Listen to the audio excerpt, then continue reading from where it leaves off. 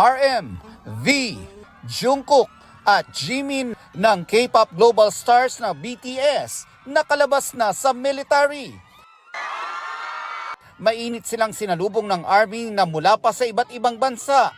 Inaasahang makukumpleto na ang Bangtan Boys sa pagtatapos din ng military service ng huling miyembro na si Suga sa June 21. May pa-welcome home tribute naman ang close friends ni V sa kanya.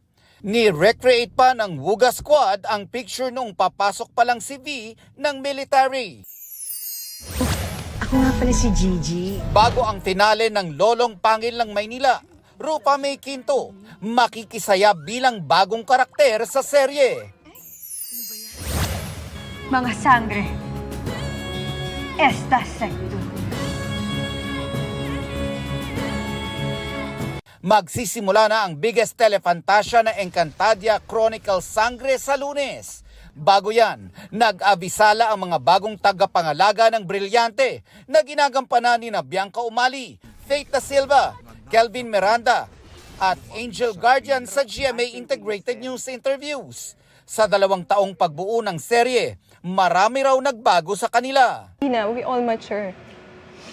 And nagpapasalamat ako kasi yun yung nabitbit ko from Encantadia.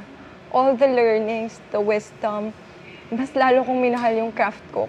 The growth that this project has brought me. It has brought me growth in the means of my soul, my mentality. Yung improvement sa buhay ko na personal, pati sa career ko, ang laki ng ipinagbago niya. Sabi ko, hala, ibang-iba talaga. So parang nabataan ako sa sarili ko doon. I'm so grateful to be part of this biggest show ever ng GMA. Nelson Canlas nagbabalita para sa GMA Integrated News. Huwag magpahuli sa mga balitang dapat niyong malaman. Mag-subscribe na sa GMA Integrated News sa YouTube.